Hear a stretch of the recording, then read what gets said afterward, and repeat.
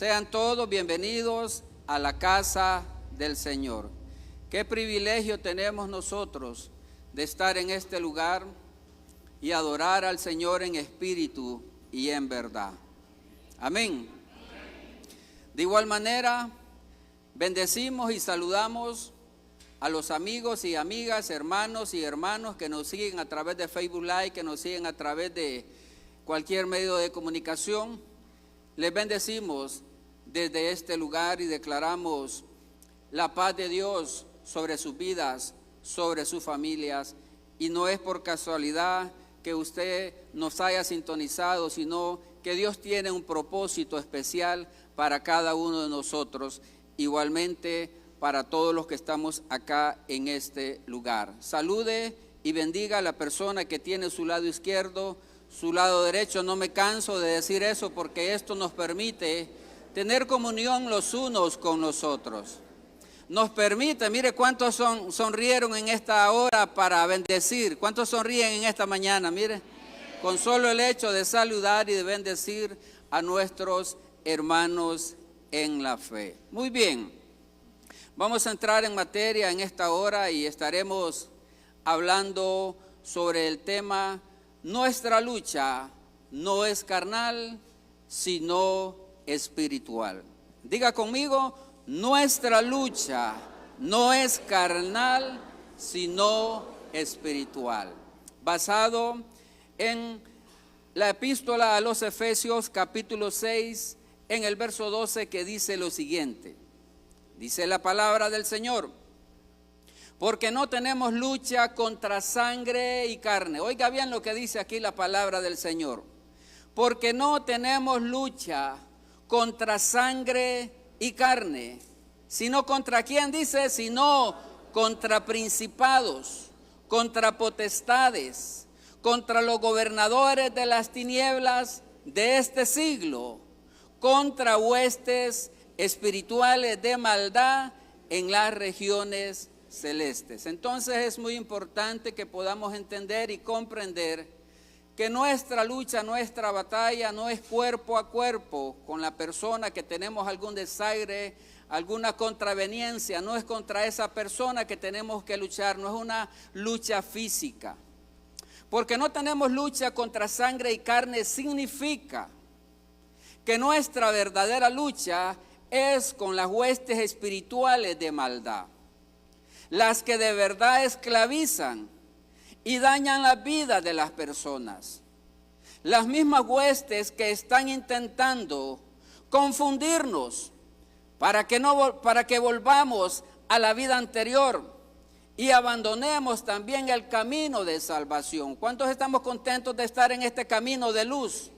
En este camino de salvación, porque tenemos una meta. La meta es encontrarnos con el Rey de Reyes y Señor de Señores. Esa es la meta de nosotros, de nuestras vidas. Entonces, a toda costa, el mundo espiritual maligno va a querer detenernos, va a querer impedir, va a querer desviarnos para que nosotros no alcancemos esa meta. Pero déjeme decirle que si de verdad quieres dedicar tu tiempo y energías en batallas con sus verdaderos adversarios, es importante, pueblo del Señor, que empecemos a amar a aquellos que se consideran de repente nuestros enemigos. Porque déjeme decirle que nosotros, usted y yo, no debemos o no deberíamos de tener enemigos por parte nuestra. Porque dice la Escritura: en cuanto dependa de vosotros, dice, estad en paz con todos.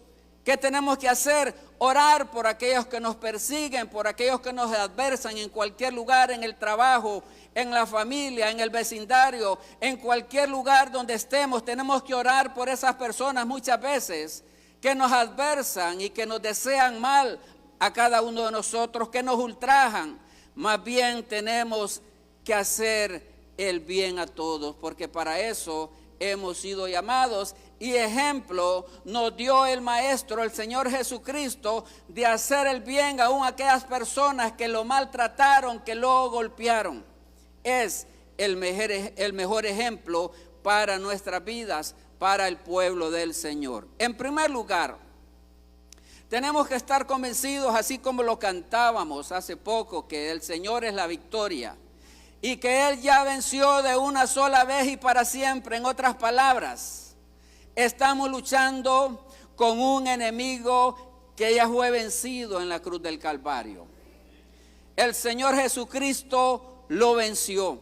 Pero es importante que nosotros entendamos, y de igual manera lo cantábamos, que tenemos que esperar al Señor con limpieza de corazón, de lino fino y resplandeciente, practicar diariamente una vida de santidad, y de esa manera entonces, cuando el Señor siempre nos dará la victoria. En primer lugar entonces, Dios derrotará a nuestros enemigos. Dios derrotará a nuestros enemigos. Deuteronomio capítulo 28 en el verso 7 dice la escritura lo siguiente: Jehová derrotará a tus enemigos que se levantaren contra ti. Imagínense lo glorioso que es la escritura. Leamos esta segunda parte de este texto que dice: por un camino saldrán contra ti. ¿Y qué dice? Y por 7 caminos. Imagínense, reflexionemos aquí en esta parte de este versículo. Dice, por un camino vendrán contra nosotros, pero dice que saldrán despavoridos, que nos van a hallar por 7 caminos. Mire, van a salir huyendo. ¿Sabe por qué? Porque el Dios Todopoderoso los derrotará, y Él es el que pelea por la iglesia. Él es el que pelea por nuestras vidas, por cada uno de nosotros. Entonces dice, por un camino saldrán contra ti, y por 7 caminos huirán de delante de ti. El Señor peleará por nosotros, por lo cual, iglesia amada, tenemos que estar así como se le dijo a Moisés: y vosotros estaréis tranquilos. Usted me dirá, hermano, es un poco complicado de repente estar tranquilo cuando yo estoy pasando por alguna enfermedad. Usted me dirá, es un poco difícil estar tranquilo enfrentando situaciones adversas. Pero en esa paz y en esa quietud que da el Señor tenemos que descansar en Él. El Señor peleará por nosotros, por lo cual debemos estar tranquilos. Esté tranquilo, hermano. Esté tranquilo, hermana. Dios tiene el control de su vida. Dios pelea por usted. Vayamos al libro de Éxodo.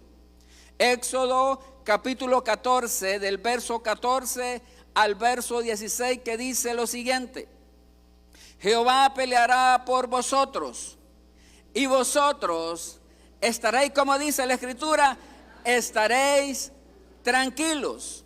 Verso 15 dice: entonces Jehová dijo a Moisés: ¿por qué clamas a mí? Moisés le dije, ya no es momento de clamar, es tiempo de accionar, es tiempo de creer, es tiempo que dirijas a este pueblo y que le animes a seguir adelante. Le dice, ¿por qué clamas a mí?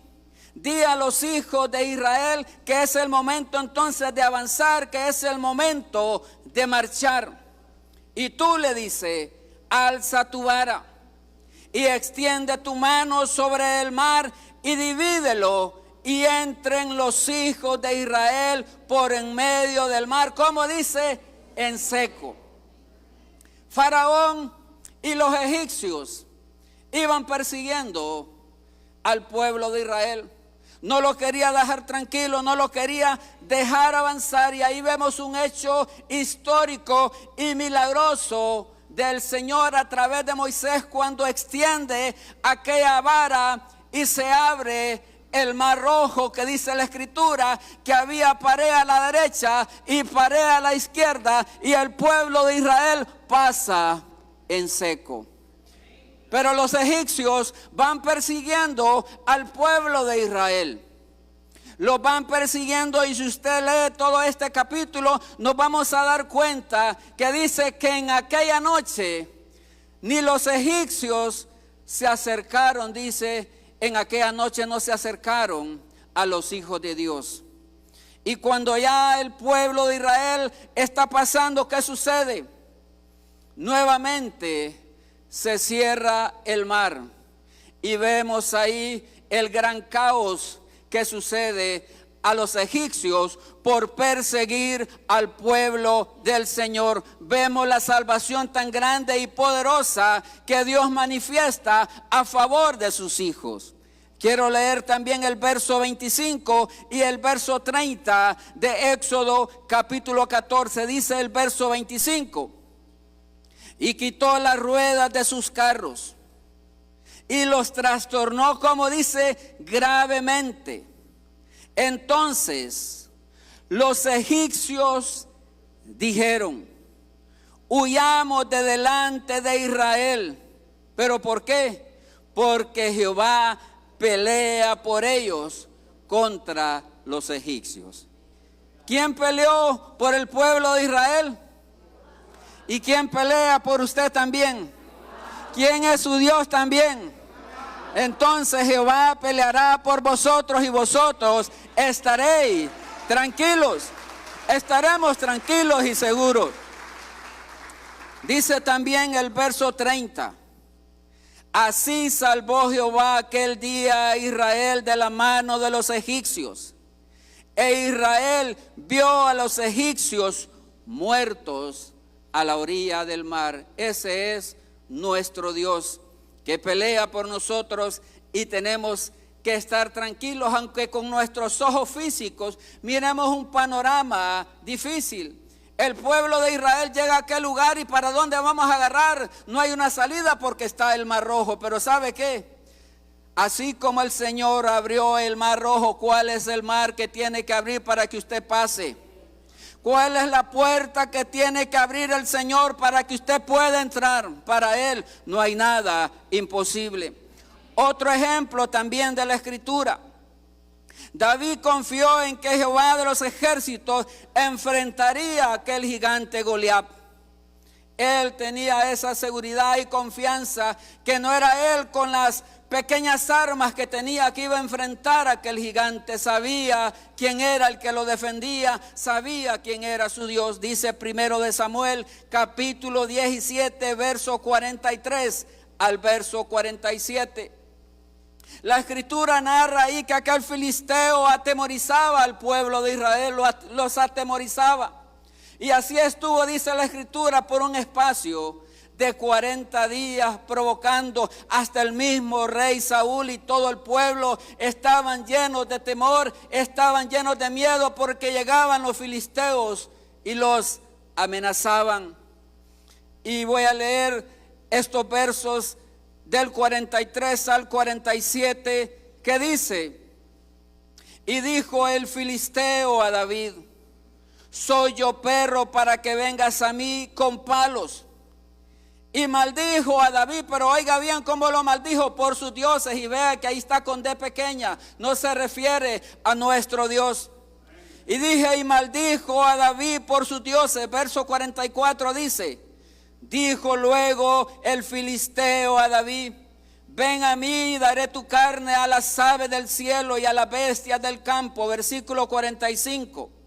Entonces dijo David al filisteo: tú vienes a mí con espada y lanza y jabalina, mas yo vengo a ti en el nombre de Jehová de los ejércitos, el Dios de los escuadrones de Israel, a quien tú, le dice, has provocado. Versículo 46 dice: Jehová te entregará hoy en mi mano, y yo te venceré, y te cortaré la cabeza, y daré hoy los cuerpos de los filisteos a las aves del cielo y a las bestias de la tierra. ¿Quiere repetir conmigo esta última parte? Dice: y toda la tierra sabrá que hay Dios en Israel. Diga: y toda la tierra sabrá que Dios es Jehová de los ejércitos en mi vida. Y toda la tierra sabrá que hay Dios en Israel.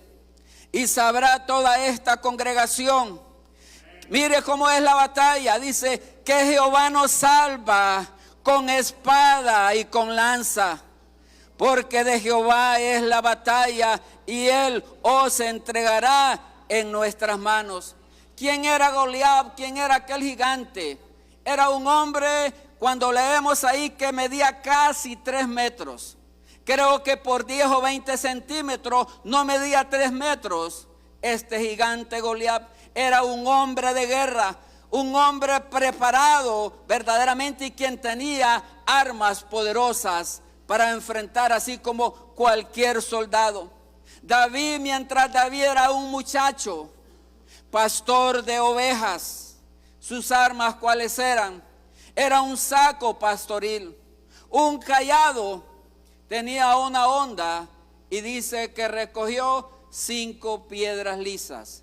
Y vemos ahí la manera cuando van al frente a la batalla, que dice la escritura que David se dio prisa, tiró de la honda y aquella piedra, dice, quedó clavada en la frente de aquel gigante y cayó. Y además de eso, dice, se dio prisa. Imagínense la destreza también de David, se dio prisa. Le quita la espada del gigante y con la misma espada de él le corta la cabeza. Al ver los filisteos que había caído su paladín, salieron huyendo, así como dice la escritura. También hay otro ejemplo de la escritura. El rey Josafat alienta al pueblo a quedarse quietos y que vean la salvación de Jehová. Hay momentos en los cuales, así como a Moisés, Dios le dijo: Moisés, no es tiempo de orar, es tiempo de actuar. Pero hay momentos en los cuales también Dios dirá: quédense quietos, estén tranquilos, no hagan nada porque yo voy a pelear por ustedes. Y eso fue precisamente lo que hizo aquí, cuando dice en 2 de Crónicas, capítulo 20, del verso 17 al verso 22, que dice: no habrá para qué peleéis vosotros en este caso. O sea, ustedes no tienen que pelear, les dijo. Paraos, les dijo.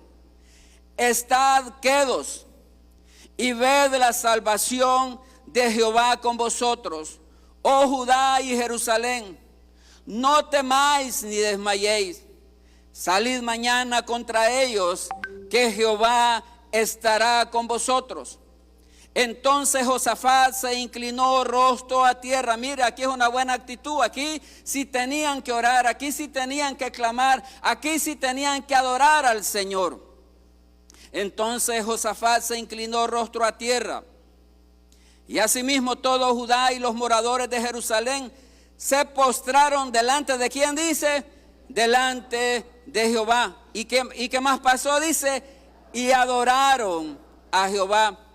Y se levantaron los levitas de los hijos de Coat y los hijos de Coré para alabar a Jehová, el Dios de Israel, con fuerte y alta voz. Versículo 20 dice: y cuando se levantaron por la mañana, salieron por el desierto de Tecoa.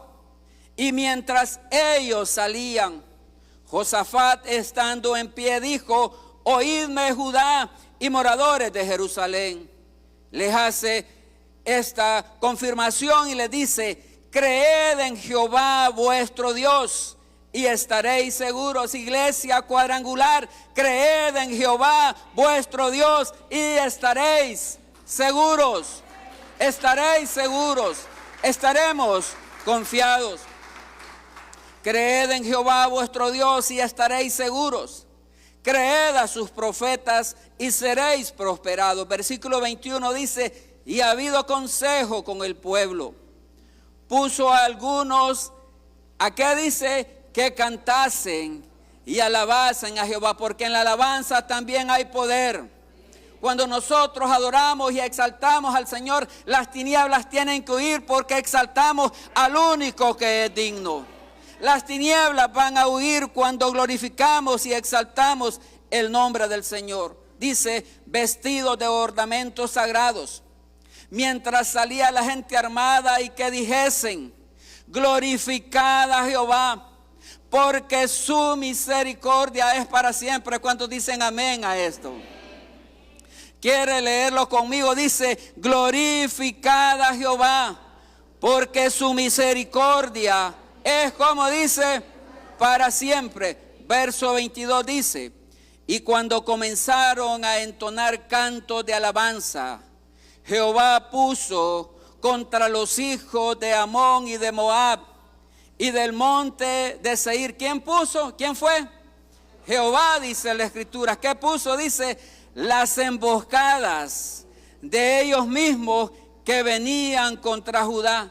¿Y qué pasó? Dice, y se mataron, dice, los unos a los otros. Mire qué hecho tan maravilloso, tan milagroso. El pueblo de Judá y Jerusalén no pelearon.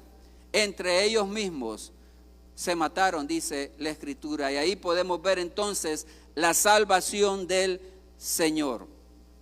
En segundo lugar, nadie te podrá hacer frente. Si usted y yo permanecemos, persistimos en los caminos del Señor, somos fieles a Él, déjeme decirle, nadie, absolutamente nadie. Por eso dice la Escritura, ninguna arma forjada que se levante contra ti ha de prosperar. Y de igual manera, esta palabra que afirma a Josué cuando se le dice en Josué capítulo 1, en el verso 5 dice, nadie te podrá hacer frente en todos los días de tu vida. Mire la promesa que le hace el Señor. De la manera, le dice, que estuve con Moisés, así también estaré contigo. Y si le prometió a Josué, también esa promesa es aplicable para todos los hijos de Dios. Nadie le podrá hacer frente. Josué recibe la promesa de Dios de que estaba con él, así como había estado con Moisés. Josué capítulo 1, del verso 5 al verso 7, quiere leerlo conmigo a la cuenta de 2. 1, 2. Nadie te podrá hacer frente en todos los días de tu vida. Como estuve con Moisés, estaré contigo. No te dejaré ni te desampararé. Verso 6. Esfuérzate y sé valiente, porque tú repartirás a este pueblo por heredad la tierra de la cual juré a sus padres que la daría a ellos. Verso 7 dice, solamente esfuérzate y sé muy valiente para cuidar de hacer conforme a toda la ley que mi siervo Moisés te mandó. No te apartes de ella ni a diestra ni a siniestra, para que seas prosperado. Solamente esfuérzate y sé valiente. Eso es lo que tenemos que hacer, esforzarnos en el Señor y ser valientes. También, ante el temor de Gedeón, ante los madianitas, Jehová le dice, no te envío yo, le dice el Señor. De esa manera afirma a Gedeón. El libro de Jueces, capítulo 6, del verso 14 al verso 16, dice lo siguiente. Y mirándole, Jehová le dijo, ve con esta tu fuerza y salvarás a Israel de la mano de los madianitas. Y le hace esta pregunta, ¿no te envío yo?, le dice. ¿Quién es el que te envía? ¿Quién es el que te está llamando? Te está llamando, le dice, Jehová de los ejércitos. Verso 15 dice, entonces le respondió, Señor mío, ¿con qué salvaré yo a Israel? He aquí que mi familia es pobre en Manasés, y yo el menor en la casa de mi padre.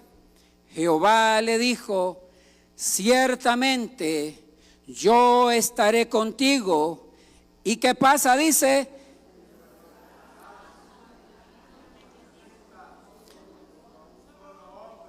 Léalo conmigo, dice, ciertamente yo estaré contigo y derrotarás, le dice, a los madianitas como un solo hombre. De igual manera, déjeme decirle, Dios nunca dejará su iglesia. Dios nunca nos dejará a cada uno de nosotros a merced del enemigo. Él nunca nos abandonará. Hebreos capítulo 13, verso 5 y verso 6 dice la Escritura de la siguiente manera: sean vuestras costumbres, dice, sin avaricia, contentos, dice, con lo que tenéis. ¿Cuándo? Dice. Así es que, amada iglesia, amados televidentes, gócese con lo que tiene hasta este momento. No codiciemos lo que tiene otra persona, sino démosle gracias al Señor por lo que Él ha proveído para cada uno de nosotros, porque Él dijo, no te desampararé. Además, ¿qué dice? Ni te dejaré.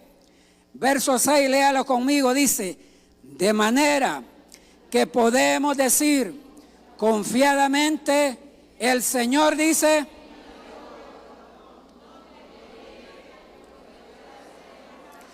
el Señor es mi ayudador, dice, no temeré lo que pueda hacerme el hombre. ¿Cuántos dan gloria a Dios por ello? En el nombre de Jesús. Y en último lugar, es necesario para que peleemos esta batalla, una batalla que es espiritual, una batalla que no es cuerpo a cuerpo, se hace necesario entonces que como pueblo del Señor no vistamos de toda la armadura de Dios, vestidos de toda la armadura de Dios. Efesios capítulo 6, del verso 10 al verso 18, léalo conmigo a partir de la cuenta de 2. Efesios 6, capítulo 10 en adelante. 1, 2. Por lo demás, hermanos míos, fortaleceos en el Señor y en el poder de su fuerza, vestidos que podáis estar firmes contra las acechanzas del diablo, porque no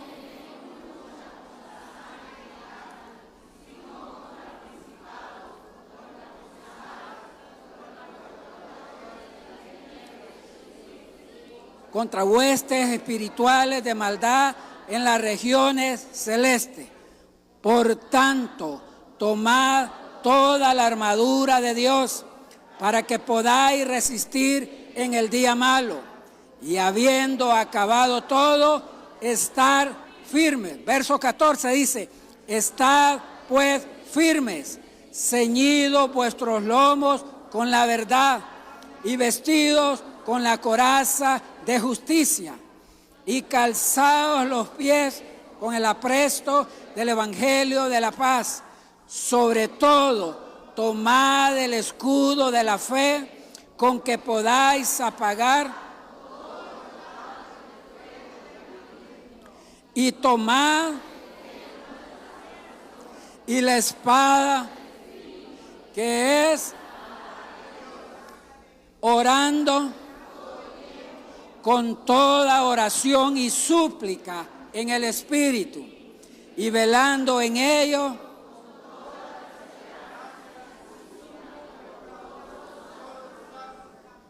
mire todas las armas espirituales que tenemos como pueblo del Señor. ¿Hay armas materiales aquí? No hay armas materiales. Las armas que disponemos son espirituales. La Escritura habla del cinturón de la verdad. ¿Qué representa el cinturón de la verdad? Representa la verdad de la palabra de Dios, que nos sostiene. Además de eso, trae fundamento a nuestra vida.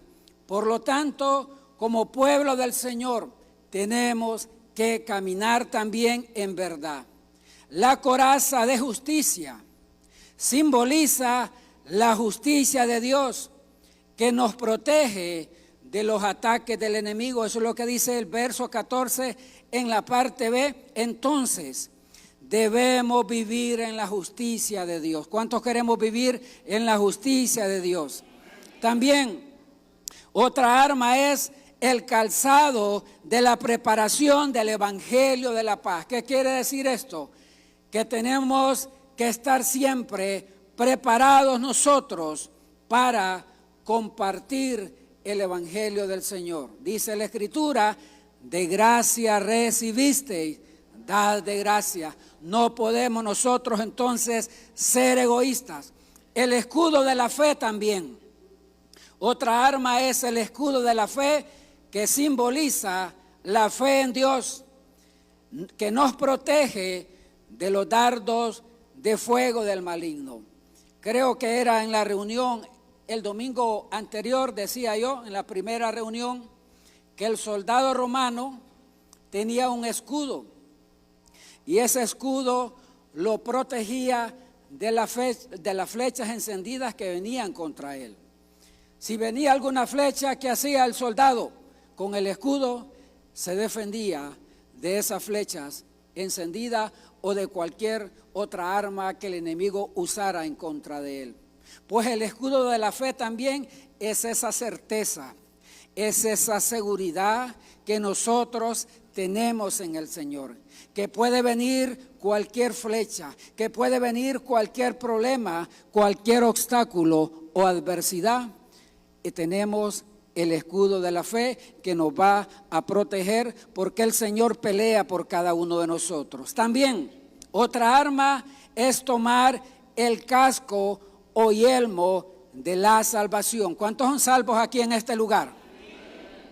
Estamos conscientes que la salvación no se pierde, porque de una sola vez y para siempre Jesucristo nos dio eterna salvación. O sea, la salvación está por siempre. Dígale a su vecino, el que te puedes perder eres tú, o el que me puedo perder soy yo. Por lo tanto, dice la Escritura que debemos de cuidar la salvación con temor y con temblor. ¿Cuánto nos vamos a esforzar entonces hasta llegar al fin? De igual manera, la espada del Espíritu es otra arma y fue la arma con la cual se defendió nuestro Señor y Salvador Jesucristo cuando vino el tentador, precisamente también a tentarle. El Señor utilizó la palabra. Usted puede leer ahí San Mateo capítulo 4 y verá las tres maneras como el Señor atacó al enemigo. ¿Y de qué manera lo hizo? A través de la Escritura, a través de declarar la palabra del Señor. Como también otra arma que disponemos nosotros como pueblo del Señor, la oración, el ayuno, el nombre de Jesús, que lo cantamos ahorita, que no hay otro nombre más poderoso, para el cual pido un fuerte aplauso para ese nombre que es sobre todo nombre, el nombre de Jesús.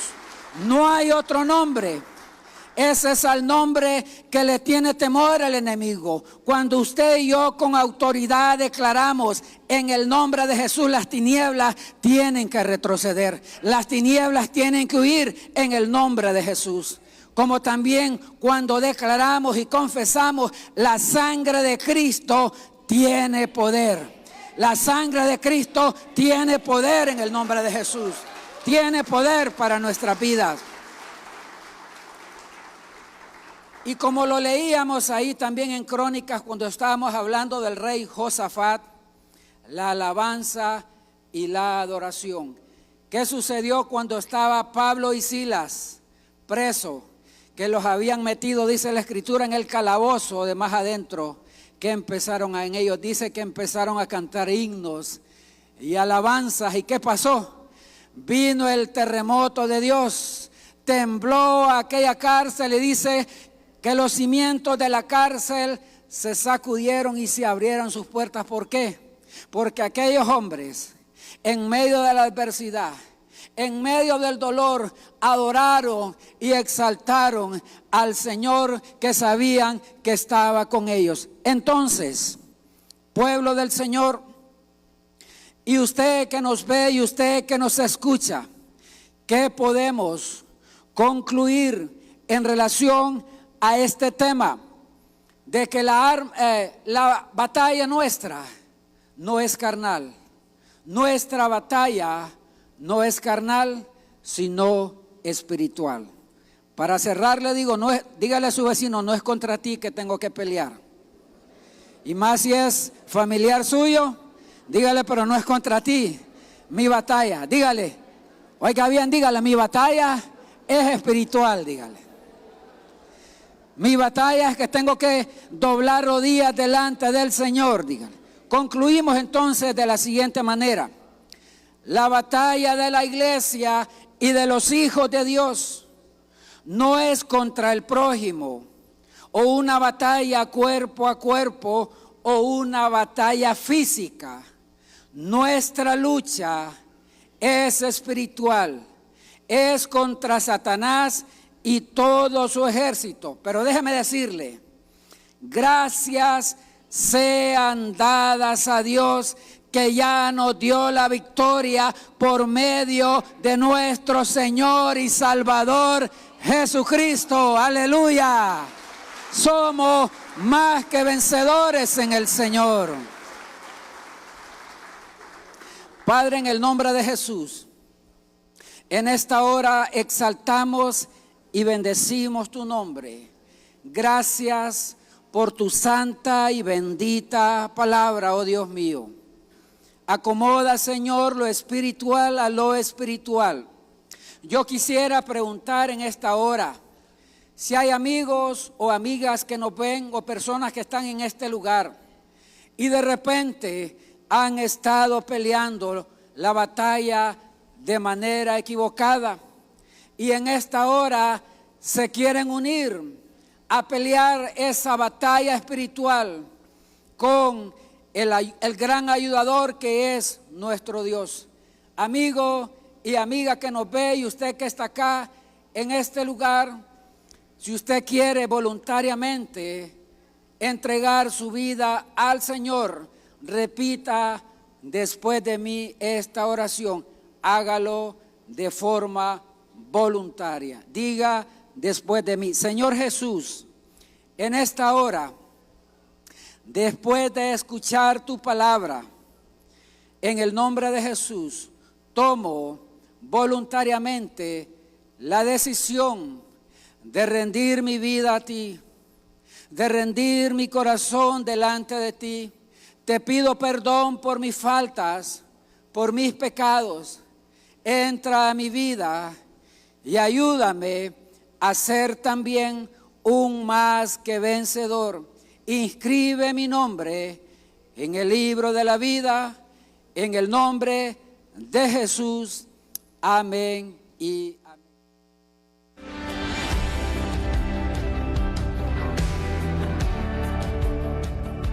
El Centro Evangélico Cuadrangular, una iglesia de brazos abiertos para amar y restaurar, presentó su programa Palabras de Vida Eterna. Búsquenos en www.cuadrangular.org y como Centro Evangélico Cuadrangular en nuestras redes sociales. Contáctenos a los teléfonos 2220-1840, 2220-1841 o envíe su WhatsApp al 3160-9742. Visítenos en la Quinta Avenida de Comayagüela, entre 12 y 13 calle. ¡Le esperamos!